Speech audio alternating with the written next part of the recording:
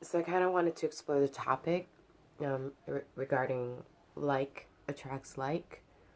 Um, I also feel like unlike attracts unlike. Does that make sense? Um, yeah, I feel like attracts like, but then also I feel like you will also attract your extreme opposite in order for them to help you to learn and understand an aspect of yourself that you have not discovered yet, an aspect of yourself that you're not even aware of. You know what I mean?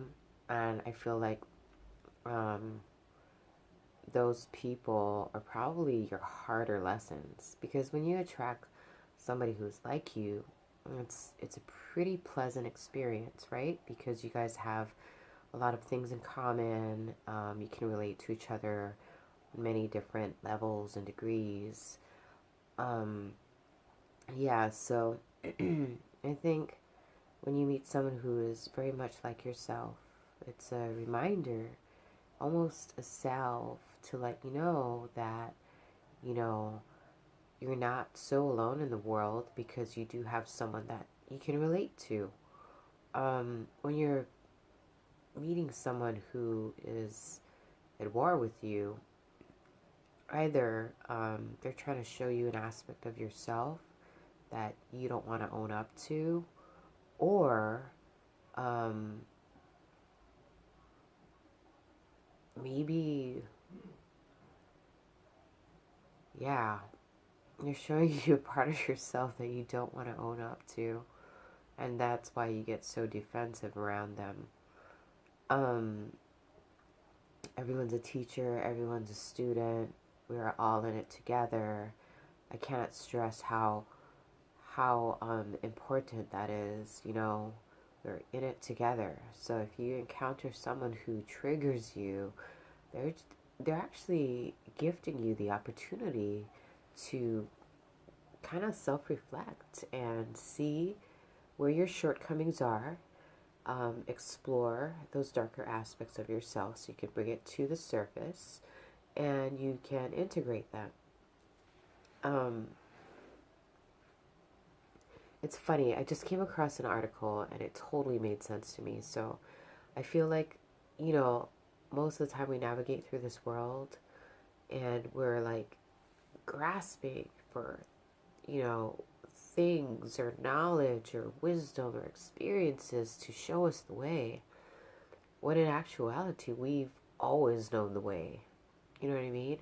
I think maybe because we haven't been taught or told that we have the answer for every question, that we've been kind of tricked into thinking we have to look outside of ourselves.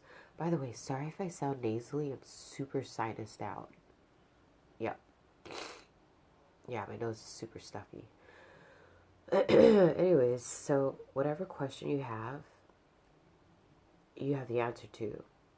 Just like whatever disease you have the remedy for. You are like the poison and you are the cure. You're fucking everything. And nobody has told you that. And it's really important that you know that because when you know that, there's power. And I think they've kind of kept us in the dark because they don't want us to attain this power because then they'll lose control over us. And then what happens to this fucking dysfunctional reality? It falls apart, right? But yeah, so any question you have the answer to.